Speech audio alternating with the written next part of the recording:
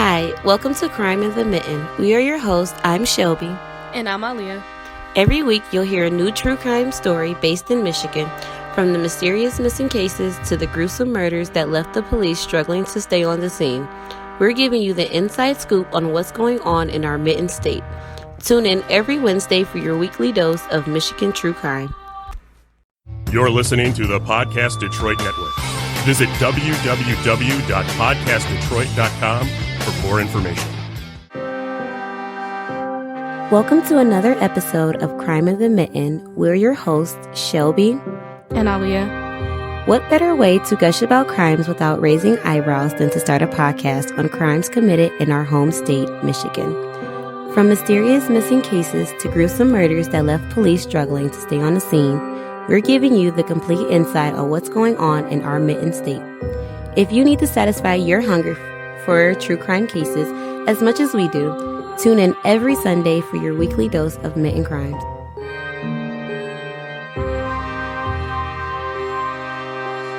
Because this episode is about the killings and sexual assault of young children, this may not be suitable for everyone. Listener discretion is advised. From January 1976 to March 1977, 7 child murders took place in the Metro Detroit area. 3 of the murders were solved. The other 6 to this day are still open. 2 boys and 2 girls, all under the age of 13, were confirmed victims of the Oakland County child killer. All 4 were picked up outside of their homes while walking alone around a holiday. The children were held captive for days before their killer or killers released their dead bodies somewhere out in the open to be found moments later. Solving this case was a little tricky because at the time, first responders rarely wore gloves. There were so many fingerprints, so not much evidence came from them. Wait, they didn't wear gloves? No. They would just show up and start working on the kid. Oh, okay. Cool. I mean, right. Yeah, that messed up a lot. Yeah, a whole lot. This ended children walking anywhere alone and started the Helping Hands program. Families being afraid for children walking alone or being alone, period, put a picture of an outstretched hand in their windows, hoping to attract children who did not feel safe and needed a safe home to stop at. The child was able to knock on the door and be led in by a good Samaritan looking out for their safety. That's a really good, little program. Nerve wrecking, because, are they really trying to save me? Yeah, because that's what I was going to say, too, because it also can be someone saying, they can put up a sign and don't have good intentions at all. So the first confirmed victim was Mark Stebbins. He was a 12-year-old boy living in Ferndale, where I spent a lot of my time as a child in Ferndale because that's where my best friend lived. Mm-hmm. It was the only place I was allowed to spend the night other than with family. But we had fun, playing with dolls and Barbies, and we thought we were grown because her mom let us scramble our own eggs. So that was pretty cool. We were 6. Oh, yeah, 6, that's advanced right there. I don't think I was scrambling eggs till 7, 8. Tim was living in Ferndale with his mother, Ruth, and his 15-year-old brother, Mike. His parents separated in 1969.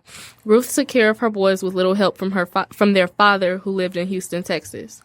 Mark was last seen at the American Legion Hall on 9 Mile on Sunday, February 15th, 1967, for his mother's work party on a warm winter day.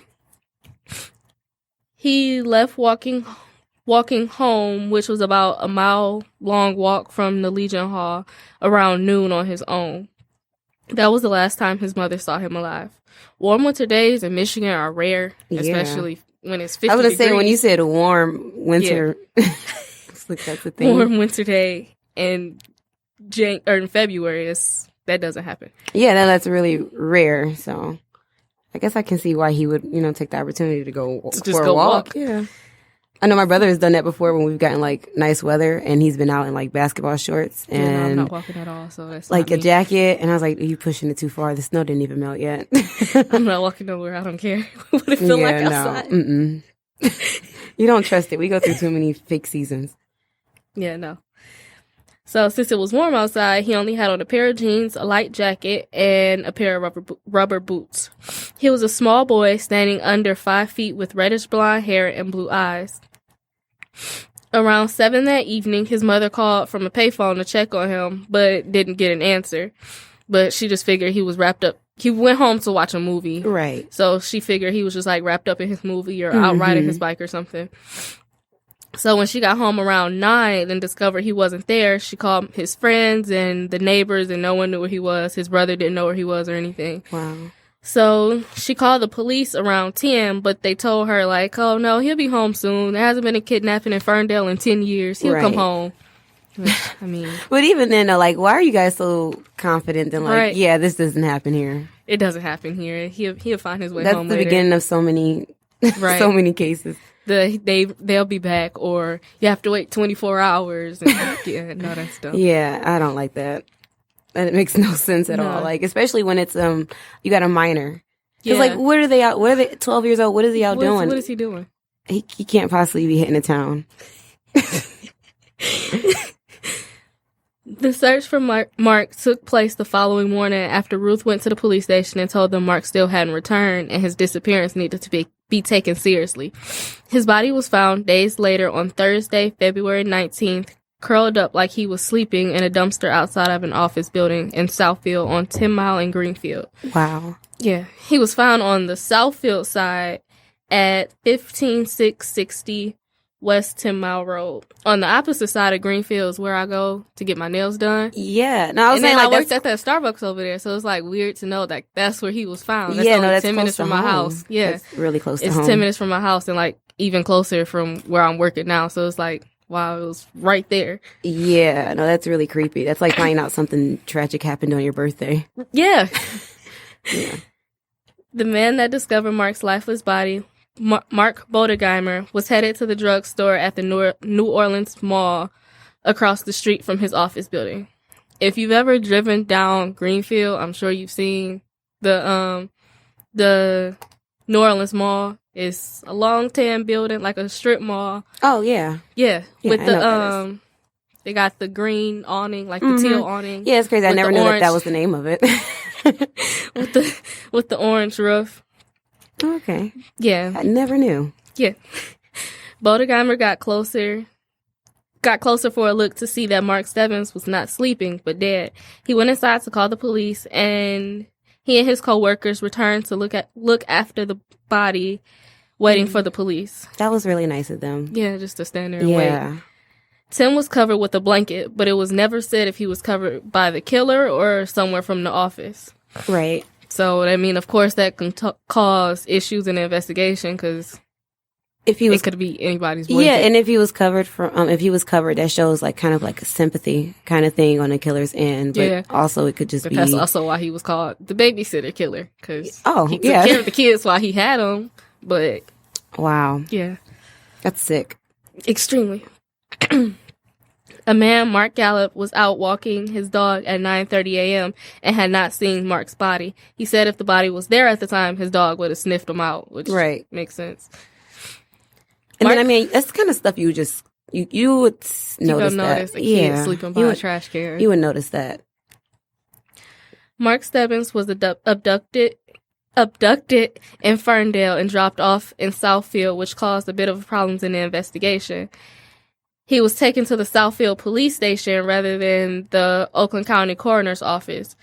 That caused contamination issues because so many people, like I said, they didn't wear gloves. Yeah. So many people were touching his body, his clothes. Right. Passing hair follicles. It's crazy how like when different fibers all around. With these old cases, you keep hearing about so much contamination. Like, really needed to get their stuff together. Because it's sad, because it's like, you lose out so much information, so much evidence by something you could simply put gloves on. Yeah. When the area that he was found in was investigated by the Michigan State Police, not much came from it because it was so many people around, and it was snow. Anything could have just melted away and disappeared. His autopsy took place the following Friday by Dr. Thomas Patanga. He was said to have died from asphyxia caused by smothering. There were 2 small blood-crusted lacerations on his scalp on the left rear side of his head, possibly caused by a shotgun. Wow. Yeah. There was evidence that he had been tied up at his neck, wrist, and ankles. Mark's funeral took place Monday, February 23rd, 1976, at the St. James Catholic Church in Ferndale. Ruth could not afford to pay for Mark's funeral, but it was fully funded. I like how the community come together, like things like that, though, because even to this day, you still see situations like that where, like, you know, People families are help struggling. out. Yeah, and you got funeral homes that'll, like, be like, okay, we'll cover the expenses for this, so you don't have to really stress about that. That's really nice. There was a great turnout. Everyone had come to show their respects. After Mark's funeral and the place of where his body had been found by Mark Bodegeimer, there was a prayer card from his funeral. So the killer or the killers could have been at the funeral. Wow. Like Ruth Stebbins could have spoken to her, even hugged or shaken the hand of her son's killer, basically, and didn't even know it. Wow. And I'm pretty sure that, like, had to mess with her head afterwards. Either that or, like, someone just put it there to show their respects, but it just didn't go over well because that's kind of weird. No, it's creepy, and it's, like, timing. Yeah. So, no evidence or anything else came from Mark's case, and it was just like a cold case for the next 10 months until the next child killing happened. Mm-hmm. And the next child was Jill Robinson. She was a 12-year-old girl from Royal Oak. Jill and her two younger sisters went back and forth between their mother Carol and their father's Tom's homes after their parents' divorce in 1974. In September of 1976, her mother moved from Detroit to Royal Oak for safer living. I hear that so often. Yeah. And her father lived in Berkeley. Rather than the usual, one parent get the kid during the week, the other parent get them over the weekend, Jill's parents split up the week. So their dad would pick them up on Thursdays. Okay, I know some arrangements like that. Yeah. I guess it's okay, but, like, even then I kind of would, because prefer the weekends because you're still in the middle of school and stuff. But hey, to each its own.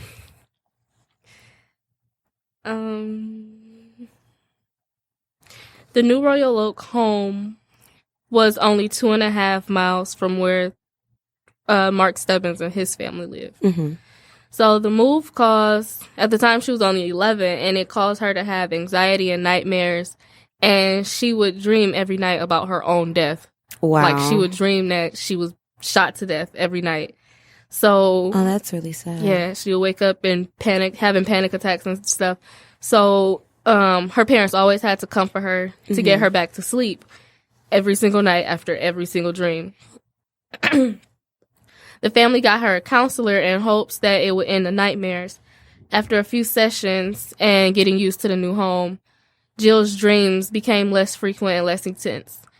Jill celebrated her birthday on December 12th and had a sleepover with all of her friends.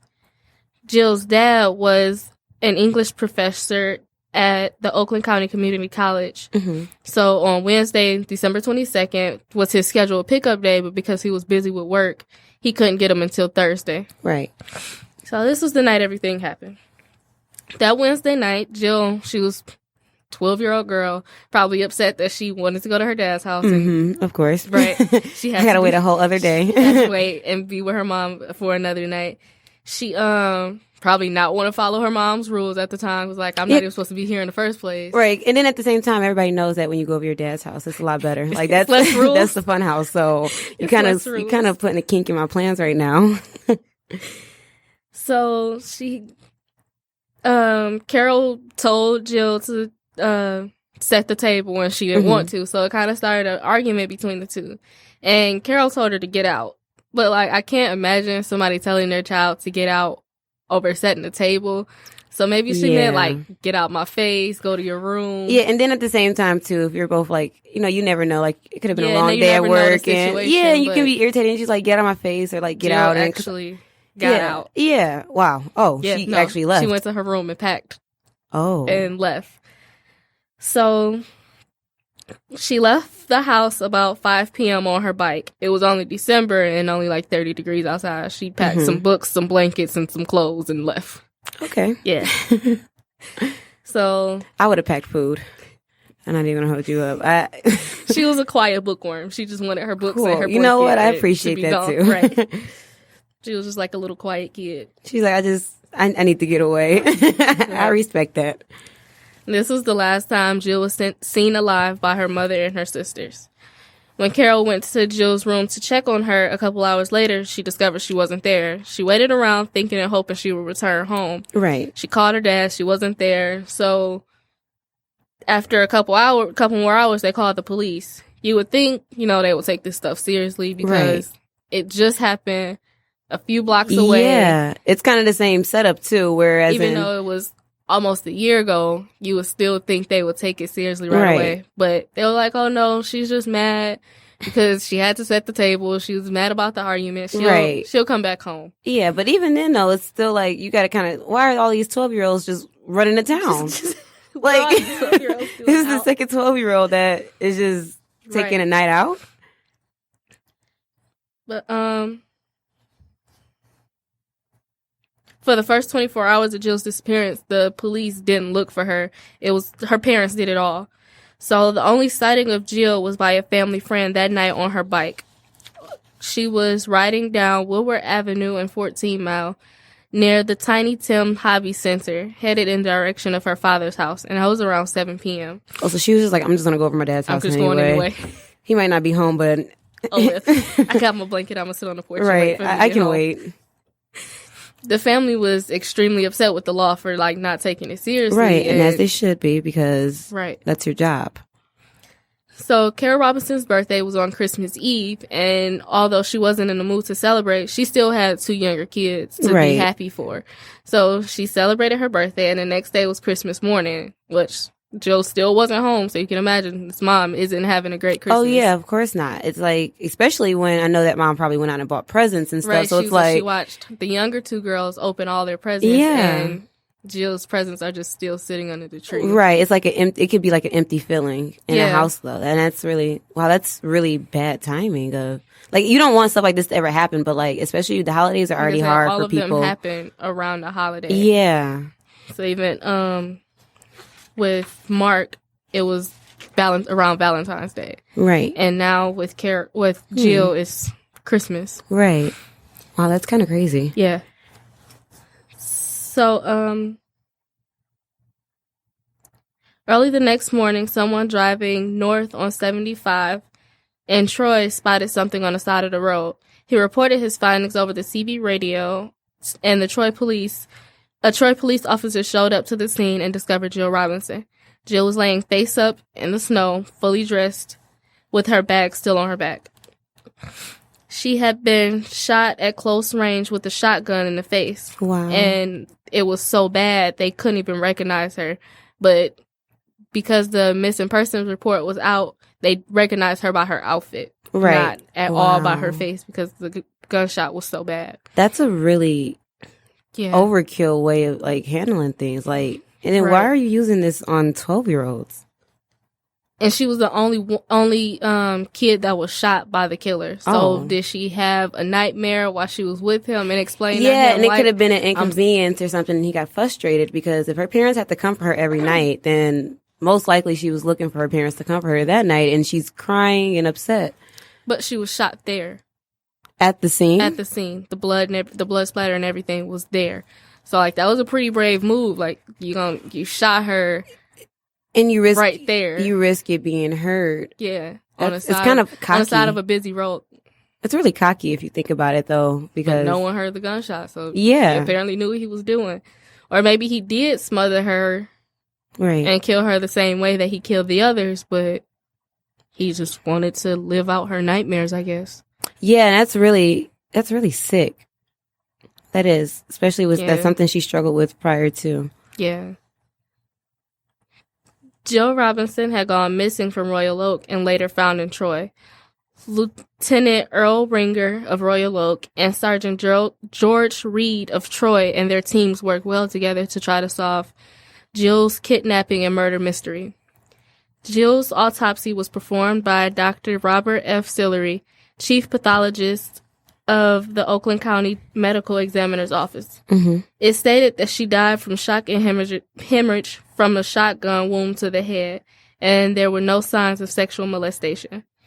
The police know what kind of gun it was, and what size, because it was you could bought that gun from any sports store or hardware store in the area. Just easy access. Easy access. She had been the only child shot by the Oakland County child killer. And like I said, maybe she told him about the nightmares. Maybe she was just like confiding in him one day because he was the babysitter killer. He made them feel comfortable. Right. Yeah. And then, I mean, if he had her for multiple nights, you would think that she was still having these nightmares. Yeah, she was still having these nightmares. So he's probably he probably was comforting her and saying like, "Oh yeah, well, tell me about what's going on." And then once he found out that was what she's having dreams about, then he went through with it. Yeah. But like I said, he was the babysitter killer. He took care of her during captivity. All the kids were fed, and you could tell by her clothes that she wasn't outside the whole time. Right. Her clothes were still put together and all of that. So she was taken care of while she was with him. Mm-hmm. And her bike was found by a neighborhood boy on the afternoon of December 27th on North Main Street in Royal Oak behind some office buildings. In the opposite direction of where she was seen, though. Right. So they dumped the bike. That's the thing. So not only did it get dumped somewhere by the killer, more than likely, those fingerprints were erased because neighborhood kids found a bike, and of course, and then they took turns riding on. I was gonna say, then that's like great opportunity. You got the one friend who don't got the bike, and you're like, "Hey, I got you a bike." Yeah, so now he get to ride out. But they actually, the kids actually admitted, like, yeah, we took turns. We've been riding this bike since we found it. But at least they were honest. They were honest. Yeah. And then in this matter, you like, they're kids, so it's the adults who commit a crime scene that really gets to me. Yeah. You know better. You know better. Jill Robinson's family held a small, intimate funeral for the 12-year-old girl at First Presbyterian Church of Royal Oak. Jill's remains were cremated soon after the funeral. The next victim, Christine Murlock, was a 10-year-old girl who lived in Berkeley. Christine was a small girl, and she was under 4 feet tall and only about 80 pounds, with shoulder-length brown hair and big blue eyes. Oh, she sounded so delicate. Yeah, just little and small, little and cute. Small and petite. I like that. She lived with her mother Deborah and her 2 younger brothers, 6 and 8, and her 4-year-old younger sister. Deborah made it known that her and Kristen had a great relationship. Mm-hmm. Like they were, even though she had remarried, she got along with her mom's. By then it was her ex-husband. Right. She helped take care of the kids, even though there weren't her full siblings. She still cared and helped take care of the kids. On January 2nd, 1977, she begged her mother to let her walk to the 7-Eleven. Mm-hmm. And the 7-Eleven that she wanted to walk to was just 2.5 miles from the last killing. From where Jill was found. Wow. Yeah. But not her mother's not even thinking about the murders. Her mom's hesitation was, do I want you to cross 12 miles? That's the big thing. Her mom was like, which I kind of don't blame her. But yeah, still. That's not something you just think about. You don't think something like that is going to happen to your child. Yeah, and I was thinking, because especially how the police are taking this, obviously, where they're like, yeah, these things don't really happen here. So, I'm pretty sure the community is feeling the same way. This stuff doesn't happen here. I just don't want you to cross 12 miles. I just don't want you to cross 12 miles. But she, after begging and all that, she finally let her go. And, she finally let her go, just explain to her, please cross at the light. Don't try to cross in the middle. Cross at the right. Giving her the whole rundown. Yeah. And told her to hurry up. So Kristen made it to the store safely. She bought her candy, her pop, and the magazine that she had gone for, but she didn't return home. After a couple hours, her mother retraced Kristen's steps to the store. She talked to the cashier. The cashier confirmed that she had been there. She purchased her stuff, and she left going in the direction of home a couple hours ago. Right, so she should have definitely been home by now. Deborah went home and made a police report. Unlike the police did for both Mark and Jill, the Berkeley police instantly got on the search for the 10-year-old. Right, as they should. Yeah, and they took it extremely serious. So every house, every business, everything that was open that Sunday evening at that time, they went door to door asking everybody had they seen her. They figured she was abducted on her way home, and they just figured the same person that took Jill had taken her too. But it had passed a couple days that the killer holds them hostage, so they were trying to figure out, okay, so it's been a couple days, and they still haven't found her, haven't found her body. They don't have a body. Why are they holding her so long? And they held her for 19 days. Wow, before finding anything? Before they released her body at all, the killer had held her for 19 days. And is that the longest? Was she the one that was held the longest? She was the one that was held the longest. I wonder what made her Her mom said she was just a pleasant, sweet girl. Maybe they just liked her company. Yeah, that's true. But gosh, that's sick. She's 12. She was 10. I mean, she was only 10. Yeah, she's the youngest. Well, yeah, the youngest, right, out of all of them. Oh yeah, that's sick.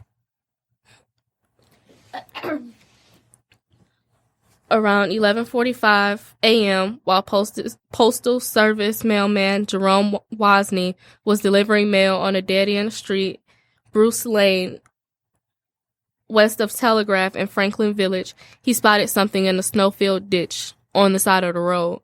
So he stopped his mail truck, backed up, and got out and realized he found a body. Wow. So she was poorly covered by the snow. He attempted to cover her, but not really. Her hand was still sticking out. You could still see the top of her head. So he did it, but he covered the rest. It was like a better rush than job. The rest of them, but not really covered him. You kind of would think that she'd be I don't know. I kind of imagined that she'd be he would have laid her in a lot better condition because he kept her so long. So you would think that she I don't know. I'm not saying he would have a connection with her, but you just threw her in the snow. Tossed her in the snow and tried to cover her up a little bit. So once he realized what he found, he went back to his truck and immediately went to the Franklin Village Police Department to report what he had seen. Kristen had been found in her clothes that she had on January 2nd. The only difference was her mother said that the white top she had on, she would always tie it up in the back, but when they found her, it was tied in the front. And then her pants were tucked in her boots. Her mom said she never tucked her pants in. Right, so it's he probably got her dressed. Yeah, he got her dressed before he dumped her. Wow. Her clothes were clean, her clothes were clean, so you could tell she was not outside for 19 whole days. Right. He took care of her. Her body was almost frozen through and had been exposed to the snow for less than 24 hours. So honestly, she was outside longer than the rest of them. So maybe he knew what he was doing when he covered her up. Maybe he didn't want her to be found right away. Right. Maybe he wanted to go back and revisit. He had her for 19 days. It's no telling what his intentions were. I don't know, because at this point, it's not you're catching a pattern or anything. We don't really know what he's doing. They got an idea of how long he's keeping the kids, but you don't know what he's really got going on. Yeah, it's weird.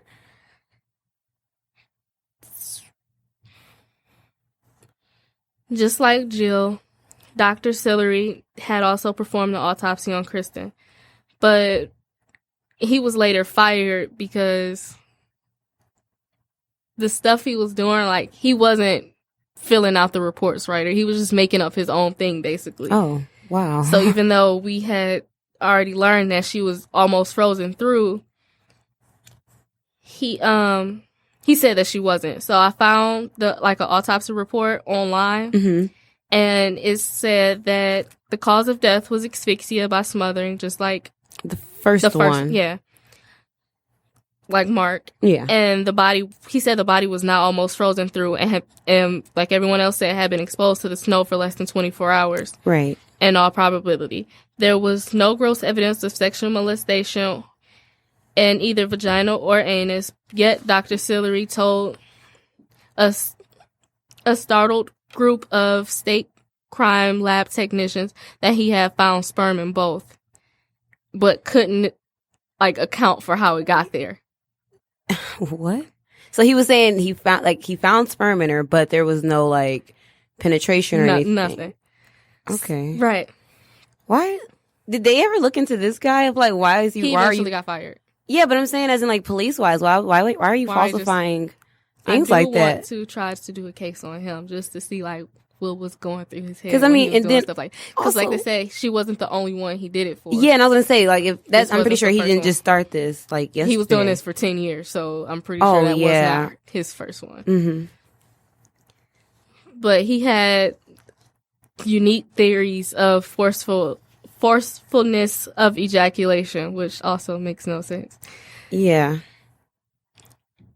The fact that another pathologist and 2 state police laboratory technicians were subsequently unable to detect sperm in the tissue slides that he prepared. Mm-hmm. So he prepared the slides, but there was nothing there. Right. Why are you going through the works of it? Like, the motions of it, like it is something there.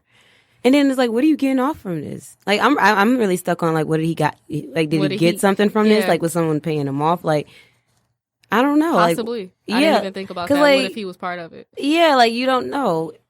Because it's just really weird. Why? Why make something up like that? But they discovered that Christine, just like Jill, hadn't been violated. So he didn't touch the girls. Mm-hmm. It was just the boys that he was molesting.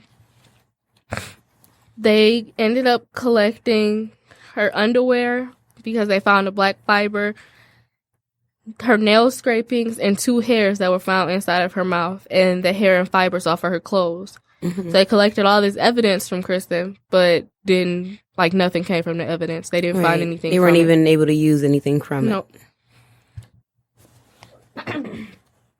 The 4th and final confirmed victim of the Oakland County child killer was Timothy King. He was an 11-year-old who lived in Birmingham with his father, Barry, mother, Marion, and 2 older brothers and 1 older sister. So a lot of people, even my mom, when I told her that I was doing this case, she was like, oh, wasn't one of the kids named Timmy? He was like, I don't want to say the poster child, but pretty much. Like, this is the one that brought awareness. Yeah. Talked about. Because even I was going to say his name sounds really familiar, like even prior to you even saying you were going to do this episode, do this case, that sounds pretty familiar. He brought forth a lot of evidence because someone actually saw him talking to someone. Wow. Yeah. So he was the only one that kind of brought forth evidence. So he was the most talked about. Mm-hmm. Because it's like, oh no, we actually know like that. Yeah. He was taken. Like, well, although the other ones were, but it was just like taken, but they saw him talking to a man. Okay, yeah. So Tim was to be left alone that night because everybody in his house had something to do. So his parents were going out dining with one of his dad's client from the law firm, and they trusted him home alone because they weren't going to be out that late, and they weren't going to be that far. Right. So everyone had plans in the house. So about 7:30 that night, he borrowed 30 cents from his sister right before she was about to leave out and told her to leave the front door unlocked for him. He was going to go off on his skateboard to go get some candy from the store. Oh, candy for 30 cents? Turn up. They got candy and a pack of gum for 30 cents. Must be nice. Right. You can't even go in the store at 30 cents now. So the drugstore was a few blocks away from the home on Maple Road. At about 8:30, he left from the store at the rear entrance that opened to a parking lot that is shared with the supermarket. Mm-hmm. He was planning to ride around on his skateboard in the parking lot. While he was in the parking lot of the drugstore, 2 witnesses saw him get approached by a man with long, shaggy, dark hair and sideburns. The man was standing near what the witness said was a blue gremlin. with a white racing stripe on the side. No one has seen Tim get into the car. Nobody saw Tim being taken. All they saw was the man next to the blue gremlin. Right, and he's just talking to him. Yeah, just a little kid talking to a grown man. Okay. Yeah, I mean, because then that in itself is little sketch. But a man also saw him talk, or another witness saw him talking to a man, and he just thought like, oh, it's this father-son conversation. Yeah, so that may have been what that. the other people were thinking, why they didn't think to report anything. Yeah, right nowadays away. everything is suspect to me, so I'm just like, I don't know, is this really Especially your kid? reading this stuff all the time. Yeah, and then I'm like, even you can see somebody holding a kid's hand, and you're like, is that really your kid? Like, you never know. You gotta be cautious. But that was the last time Tim was seen alive, talking to this man standing next to the blue gremlin. Mm-hmm. When his parents returned home at 9, there was only one child at home. And Tim should have been there too. Like, he was supposed to be home alone. Of course. But his brother came in early, so he was at home. And Tim should have been home an hour ago. And with him being a responsible kid, they didn't think he would just be out hanging around on a school night, especially if he's on his own. Like, he's not just going to go to the store. And then especially not and be out all without, night. if he's a responsible kid, I would see, even if he was Not hanging without out. permission. Yeah, and then he would tell Somebody. His sister was there, so he would have told they would thought he would have told her. And then, I mean, because if you think about it, he did tell her, like, I'm going to the store. But yeah. that was it. So, no, that definitely see where they were, like, ringing alarms. So it was not yet confirmed that he was taken by the child killer, but Oakland County Police started searching right away. Like, they wasted no time. So because they had the witness tell them about the blue gremlin, they created a legal document for drivers to show drivers to request to look at their cars. Like, hey, can we search your car? And they showed everybody this legal document. Like, we'll search your car looking for this kid. Right. If you have drugs, weapons, anything, you won't be held accountable. We're just simply looking for this kid. Okay, because I'm like, you can see where a lot of people would be like kind of spooked, like, you didn't give no warning. The legal I didn't do anything. said you're not getting in trouble for drugs or weapons. It's good that they took that route though, and they made it really, like, it was really deep to go to searching people's cars like that. They were just that desperate to get Tim back and then home. Especially because this seems like to be the first one where as soon as it's reported, immediate action is taken. So it's like, get as many things going and like on the ground running as you can. Yeah. So everyone complied, but they didn't find, searching in all these cars, they didn't find Tim or his kidnapper. Barry King went on TV. Barry King was his dad, went on TV talking to Tim, letting him know he was loved, he was being looked for, and begging the abductor to bring him back home unharmed. Marion, his mother, wrote a letter to the killer on the front page of the Detroit News asking the abductor to send him back home so she could serve him his favorite meal, which was Kentucky Fried Chicken. On March 22nd at 11:15 p.m., Livonia police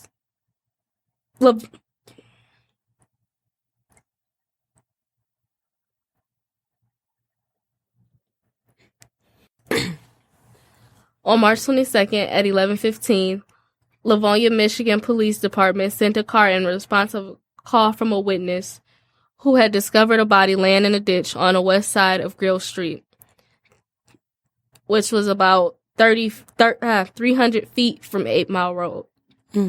Tim King had been found, and near his body was his orange skateboard. Tim's body was still warm, so first responders tried to revive him, but it was too late. Dr. Roner Spitz prepared Tim's autopsy and listed smothering as his cause of death, like the others. Tim had been dead for 6 to 8 hours and had been placed along Gill Road about 3 hours before he was found. Wow. The autopsy report showed that he had eaten a meal of fowl before his death, about an hour before his death. So they were assuming like he went ahead and fed him the KFC before he killed him. Wow, that's crazy. So he was watching the news. Yeah, he was watching. Yeah. Which, I mean, it doesn't surprise me because, Either you kind of... watching or he made the kids feel comfortable. Maybe Tim just told them. Yeah, that's true too. But he probably was definitely watching. Yeah, because you want to see the results of what you did. Yeah. His wrist had showed signs of binding, and his body was very clean and had been taken care of during captivity. He had been sexually assaulted, and there were like obvious signs of abuse. Mm-hmm. Wow. Yep. Were there signs of abuse with the other kids? Like, not sexual abuse, with like... There was no real abuse, just like the fact that they were tied up. Yeah. Maybe he was going to work and tied them down or whatever. Like, he's like waiting. Like, it's like just waiting for hunting traffic. Kids. Yeah. He was waiting for traffic to slow down so he could dump her body. Wow. Yeah. Basically. Yeah, that's crazy. Or even because she was the one who was shot, so maybe he was just waiting for it to die down a little bit. Yeah, that's crazy. Like, that's literally so he could do what he out had in to the do. open like that. He did it right there out in the open. There were quite a few suspects in the Oakland County child killings. Investigators working on the case put together a profile of the killer based on the witness's description of the man seen talking to Timothy. Mm-hmm. And like the car, that was all they had to go by. He was a white male with a dark complexion, about 25 to 35 years old, with shaggy hair and sideburns. Right. That's all they had at the time. They believe he had a job that gave him the freedom of movement and may have appeared to be someone kids could trust. Maybe. Yeah. I mean, like a police officer, honestly, because police officers patrol communities and kids respect police officers. So you wouldn't, like if a police officer was talking to you, you really wouldn't feel like dangerous or uncomfortable about it. Uncomfortable about it.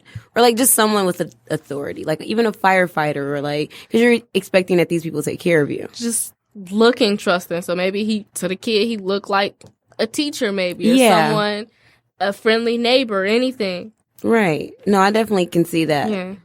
But he was also believed to be familiar with the area and have ability to keep children for long periods, live somewhere where he could keep the children long periods of time, right, without the neighbors being suspicious, or even getting the kids in the house. Yeah, without anybody seeing it. Because every block has a nosy old, nosy lady. Neighbor.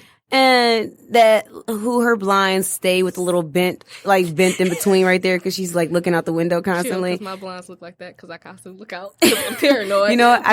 I'm talking trash only because I just recently got new blinds, so my blinds officially haven't been broken into yet, so I can comfortably talk trash for a little bit. But it's coming. I seen like a little baby dent now, and I was like, oh boy, you got to at least switch what blind you're pulling down. I'll look at him like, oh no, I gotta lift that back up. I had a little dent, and I just push it back up.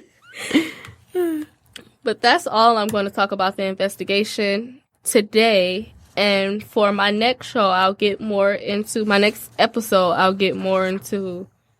talking about all of the actual suspects. Wow, are you literally just going to leave a cliffhanger like that? Like, I have all these notes here still left, and I'm just like, okay, so when are we going to get to this part? Shelby is looking at my outline. And we're not even going to go over that this week. It's kind of misleading.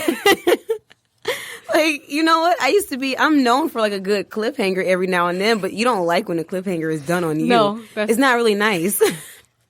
It's never. It's not really fair, Alia. Well, you go over the notes. Don't go over the notes because you got to be surprised. Yes, and that's the messed up part too. But I am going to go over at least the ones we did talk over to keep it fresh in my head. And you guys can definitely like listen to the episode again before listening to the second part of the Oakland County child killer. Sorry. I always want to just go straight for Oakland County. I don't know. It sounds natural. But no, it's really crazy because even then, I don't know, like when you were talking about like the possible suspects, I was thinking like these seem a little older than what it seemed like, this killer was targeting. Because it was like 10 to like 12 where like, he kind of stayed around that age range, 10 through 12. And these other ones, 14, 16, and I don't know, it just kind of got older. Yeah, it got older, and then like the attacks seemed different. Like it wasn't the same suffocation and things like that. So no, that was definitely interesting, and I'm annoyed, but that I gotta wait. But I'm ready to hear the suspects about this though, because around this time, I can see a lot of people with like the long shaggy hair and stuff. So it's how do you narrow down a search like this? Like that's crazy. But like I said, I'll go more into those details in the next episode. Thank you for listening to Crime in the Men. You can find the transcripts, pictures we've discussed, as well as the links to our references at our website. There, you can also find the links to all of our social media. If you have a case you'd like us to talk about, you can leave a comment down below or go to the Contact Us page of the website and leave a suggestion. Each month, we will choose one for an episode. Please like, comment, and subscribe. It helps a lot.